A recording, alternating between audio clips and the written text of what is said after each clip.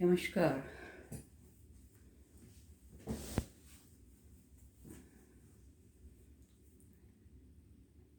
In Amrutam series,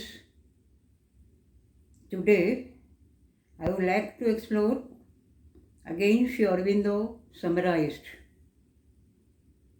And in that, let us see Savitri's position when Savitri has a dialogue with Yama and how she wins over him later.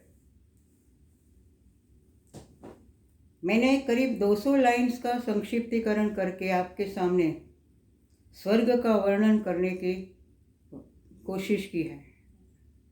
बहुत लंबा है, इसलिए मैंने उसे भी summarise किया है। पूरा वर्णन आप चाहे तो खुद पढ़ सकते हैं। In the harmony of an original sight, delivered from our limiting ray of thought and the reluctance of our blinded hearts to embrace the Godhead in whatever guise, she saw all nature marvelous without fault. Page 675. ऊर्ध्व चेतना की दृष्टि जो उसकी संवादिता में मुक्त है, वो संवादिता में, वो हार्मनी में हमारे विचार के मर्यादित करते हुए रश्मि से वह मुक्त हुई। हमारा विचार हमें मर्यादित कर देते हैं, पर इनमें से अब सावित्री मुक्त हो गई। हम हमारी इंद्रियों का उपयोग करते हैं जो मन की गुलाम होती है। मन जैसा चाहे ऐसा इंद्रियों का उपयोग करता है। हमारे चक्षु, कर्ण, स्पर्श, स्वाद, सुगंध के माध्यम द्वारा मन इंद्रियों की असर का अर्थघटन करता है, किंतु हमारा मन और इंद्रिया सीमित है, जो हमें वो अनुभूतियों का पूर्ण आनंद नहीं लेने देता। वह हमारे अंदर हृदय की अनिच्छा के बंधन से भी मुक्त हुई। फिर सावित्री को समग्र प्रकृति दोष मुक्त लगती है, अद्भुत लगती है। बाद में सावित्री कोई भी परिवेश में क्यों न हो, परंतु परमात्मा को, सर्व में विराजित परमात्मा को, प्रभु को आश्लेष में ले सकती है। इतनी वो मुक्त हो गई इंद्रियों से, उनके बंधन से, कि अब कहीं भी हो वो परमात्मा को आश्लेष में ले सकती है। What would be suffering here was fire bliss. Page 6675. यहाँ जो दुख लगता है, इस धरती पर हमें जो दुख लगता है, वहाँ देदीप्यमान महासुख था। स्वर्ग का वर्णन है ना, वहाँ देदीप्यमान महासुख था। Here, rapture was a common interest. Here, rapture was a common incident, the loveliness of whose capture thrill.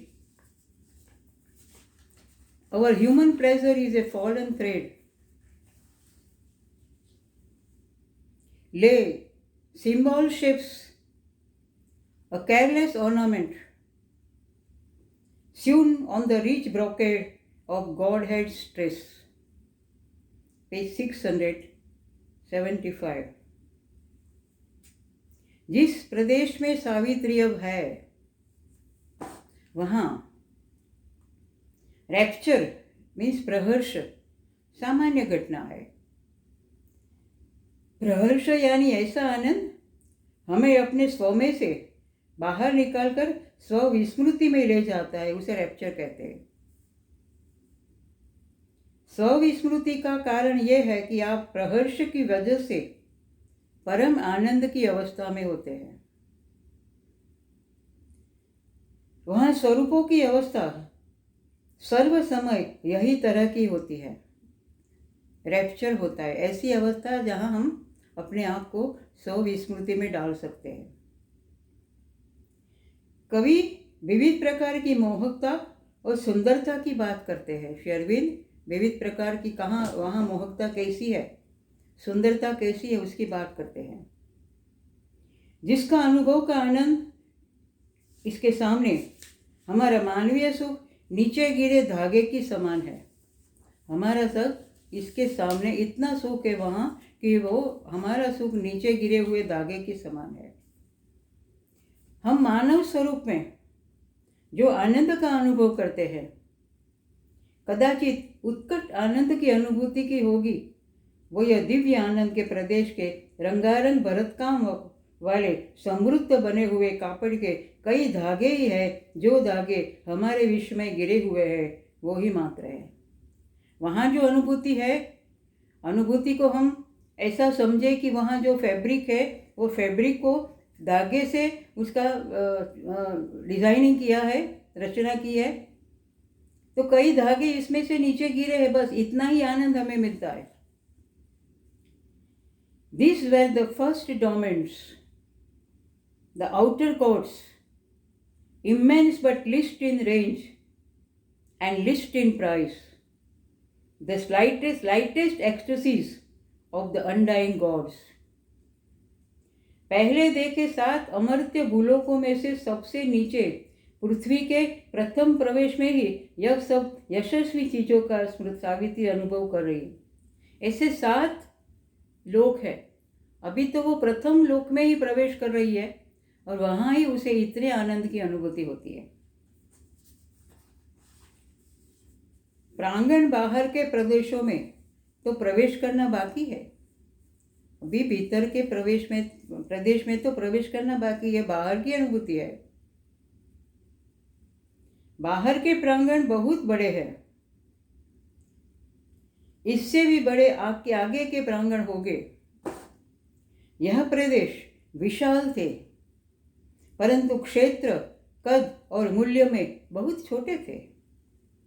मृत्युहीन यानी कि अमर्त्य देवों का जो आनंद है उसकी अल्प से अल्प उत्कटता, वो जो अमर्त्य देव होते हैं जिनका कभी मृत्यु नहीं होता है, प्रलय के वक्त तो होता ही है पर काफ़ी लंबे अरसे तक उनके पास आयुष्य होता है। उनकी जो उत्कटता थी इसमें से अल्प अभी तो उत्कटता वो ये प्रथम भूमिका में उसे उपभोग करती है। Endless aspired the climbing of those heavens. Realm upon realm received her soaring view. Then on what seemed one crown of the ascent, where finite and the infinite are one, immune she beheld the strong immortal seats, who live for a celestial joy and rule the middle regions of the unfading ray. Page 676. Savitri ऊर्ध्व में दृष्टि करती है तो वहां उदात्त ज्यादा सुंदर विश्व देखती है और ये विश्वों का आरोहण अखंड बढ़ता जाता था, चलता ही जाता था। सावित्री की दर्शना की शक्ति पक्षी की तरह ऊर्ध्व में उड़ान भर रही है और वह एक के बाद एक विश्व में प्रवेश कर सकती है, फिर एक निश्चित शिखर पर पहुंच जाती है। आरोहण तो हो रहा है, फिर भी वह ऐसे स्तर पर पहुंच जाती है जहां अंत और अनंत दोनों एक हो जाते हैं। वहां वह सीट्स में सिंहासन देखती है जो स्वर्गीय शासन करने जीवन धारण किए हुए स्वर्गीय हर्ष के खातिर सब अमर स्वरूपों के लिए है।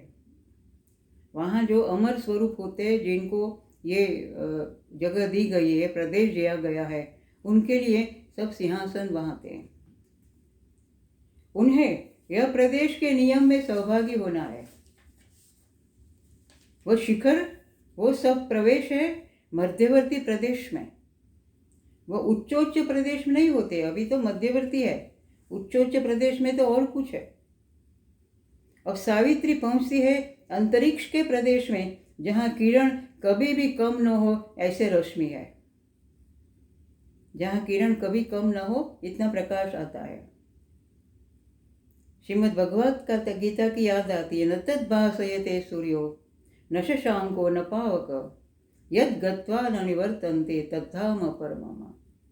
यहाँ ऐसा है तो परमात्मा जो हमारे सामने जो वर्णन प्रस्तुत करता है कि न तद्भासयते सूर्य, सूर्य भी प्रकाशता नहीं है, चंद्र भी प्रकाशता नहीं है, अपने आप ऐसा प्रकाश वहाँ होता है।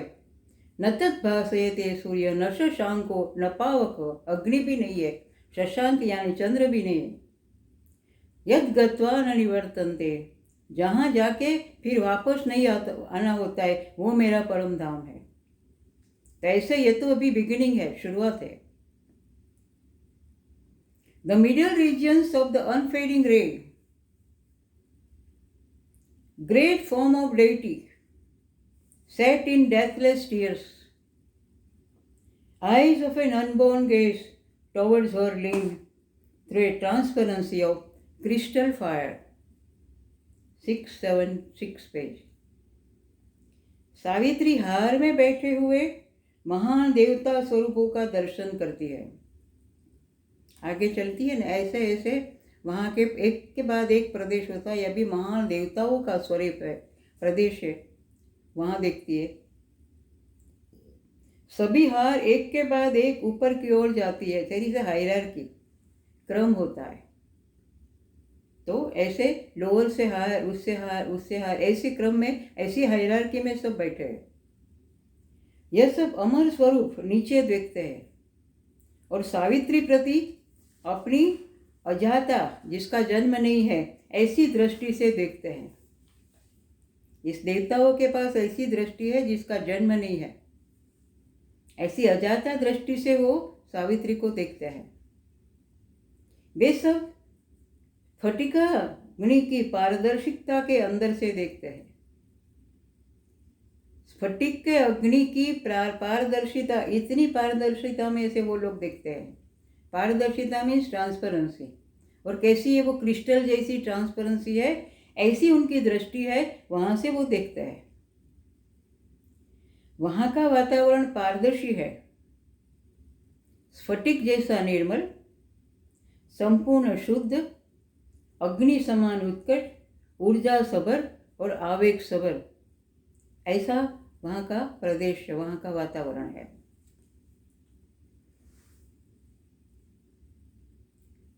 In the passionate oneness of a mystic joy, as if sunbeams made living and divine, the golden bosom of Apsara goddesses, in grooves flooded from an argent disk of bliss that floated through a luminous sapphire dream. In a cloud of raiment lit with golden limbs and gleaming footfalls, trading fiery swords, virgin masons of the vacant innocences who know their right for a dance of God, world-linked in moonlit revels of the heart. Page 676, 676. स्वर्ग का नाम दिया तो अप्सराएं तो आएगी।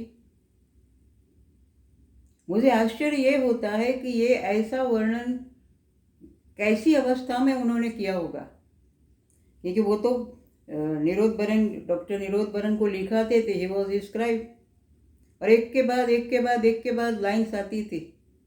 तो कैसी उच्च अवस्था में पहुँचे हो कि वहाँ से ये वर्णन यहाँ, क्योंकि उनके सामने तो अप्सराएं ऐसा नहीं थी, तो उनकी जो ऊर्ध्व मन की ऊर्ध्व गति में, ऊर्ध्व स्थिति में उन्होंने ऐसा इतना अद्भुत डिस्क्रिप्शन दिया है, कोई कमेंट की जरूरत नहीं। पर जब ये इतने महान सिद्ध लोग ऐसे अलग अलग प्रदेश में जाके इसका अनुभव करते हैं और उसे लिखना, ये कोई आसान बात नहीं है। जैसे योगानंद ने क्या लिखा है, अपनी आत्मकथा लिखी, ऑटोबायोग्राफी ऑफ योगी। स्वामी मुक्तानंद ने चित्त शक्ति विलास लिखा है, वहाँ भी स्वर्ग का और ऐसा वर्णन लिखा है। वो एक परहैप्स ऐसा लगता है कि मन की परमोच्च स्थिति में, मन से भी पर की परमोच्च स्थिति में ही ये वर्णन लिखना शक्य है। ऐसे ऑर्डिनरी पृथ्वी की चेतना में से ये लिखना संभव नहीं है। तो यहाँ क्या है यहाँ सुवर्ण वक्षस्थल धारिणी स्वर्ग की अप्सरा का वर्णन है। सुवर्ण वक्षस्थल मीन्स उनके वक्षस्थल में जो पहनी है ब्लाउज वगैरह जो हम कहते हैं वो सुवर्ण के है, सुवर्ण वक्षधारिणी। जब ये अप्सराएं एक दूसरे के साथ गुंथन करके नृत्य करती है कोरियोग्राफी में, तब तेजस्वी देहों के संकुल समान दिखते हैं, पूरा कॉम्प्लेक्स दिखता है, जैसे तेजस्वी देह इधर इधर इधर इधर घूम रहे हो, और ऐसा लगता है जैसे गतियुक्त आत्माएं हो, आत्मा ने गति पकड़ी हो और वो नृत्य करते हो, ऐसा लगता है। उनके चरण गाढ़ गुंथन किए आनंद को जैसे नापते हैं, चरण भी ऐसा जैसे गाढ़ गुंथन किए हुए आनंद को जैसे नापते हैं, मेजरिंग। वह आनंद होता है सदा के लिए एक हो गए जीवनों का,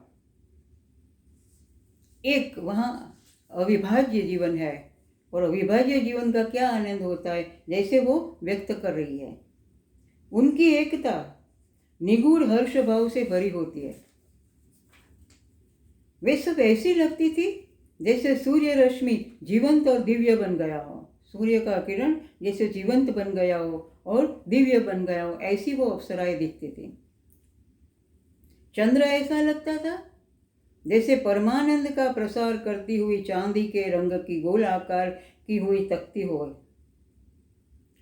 ऐसा दिखता था।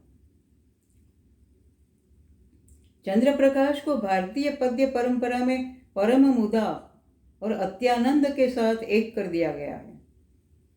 जहाँ भी परम मुदा या अत्यानंद का वर्णन करना होता है तो चंद्र का प्रेजेंस, उसकी बात, उसका डिस्क्रिप्शन, उसका वर्णन ये अनिवार्य हो गया। और हमारा वेद तो कहता है चंद्रमा मनस हो जाता। प्रभु के अलग अलग, हमारे विश्व के अलग अलग अंग कैसे प्रभु के अंग में से प्रकट हुए, इसमें से चंद्रमा के लिए कहा गया मन सो जाता। चंद्रमा प्रभु के मन से उत्पन्न हुआ है, मीन्स चंद्रमा प्रभु का मन है। और देखो चंद्रमा कितना शीतल, कितना प्रकाशमान, और ऐसा प्रकाशमान जिसे सभी विश्व की औषधियाँ पोषण उन्हें मिलती है।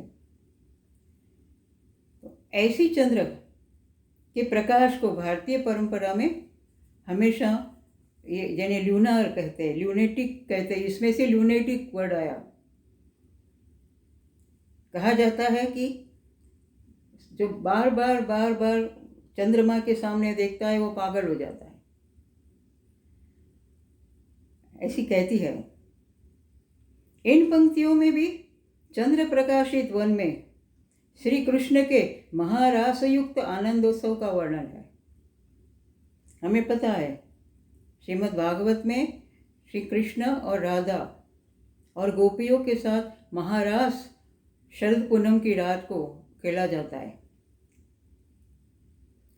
कृष्ण को दूसरे धर्म ने काफ़ी कंट्रोवर्शियल बना दिया, पर ऐसी ताकत कहाँ है कि एक कृष्ण राधा के साथ थे और हर एक गोपी के साथ एक एक कृष्ण थे।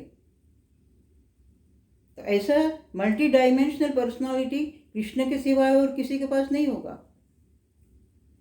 और ये महाराज कोई ऐसी कल्पना नहीं है। जिन्होंने भी सिद्धावस्था में जाके देखने की कोशिश की है उन्हें ये महाराज का दर्शन हुए। फॉर एग्जाम्पल नरसिंह मेहता, हमारे गुजरात के कवि संत, उन्हें भी ये महाराज के दर्शन हुए थे। और इतने ये दर्शन में वो मशगूल हो गए थे कि हाथ में जो मशाल थी वो मशाल भी इसका हाथ जलने लगा था, पता नहीं चला था।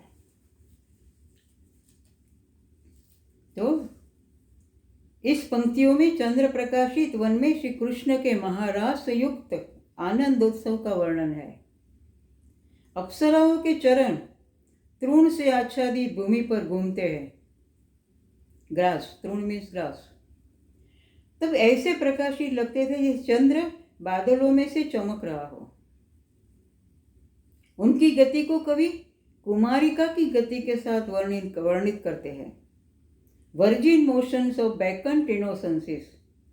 दिव्य नशा के देवता बैकस उनकी स्त्री पूजाओं उदाहरणों के संदर्भ में बैकन शब्द का प्रयोग होता है। ये ग्रीक रेफरेंस है। यह देवियां दिव्य है और अपने रंग राग प्रभु का नृत्य है, ऐसा मानती है। Who know their right for a dance of God।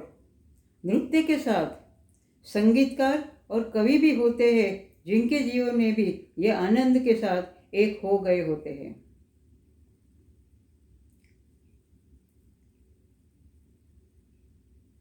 सृजनहार के साथ एक होने के लिए क्या करना चाहिए? कुछ नहीं। सृजनहार के साथ एक होने के लिए शायद आप बहुत सुपर ऐसी कविता लिखो, चित्रकार हो तो बहुत अच्छा चित्र बनाओ, नृत्यकार हो तो नृत्य के साथ एक हो जाओ।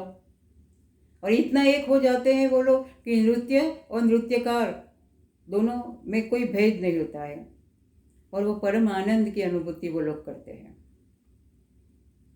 माँ जब बच्चे को जन्म देती है तब भी वो सृजनहार की सर्जन शक्ति का, उनके आनंद का अनुभव करने के लिए वो भी पात्र हो जाती है। तो अभी भी और स्वर्ग का वर्णन जारी है और बाद में हमें देखना मिलेगा कि यम जो है गॉड ऑफ डेथ, वो कैसे डिजोल्व हो जाता है और चला जाता है, वो बाद में आएगा। आज इतना। अस्तु। ओम आनंदमयी चैतन्यमयी सत्यमयी परमे ओम।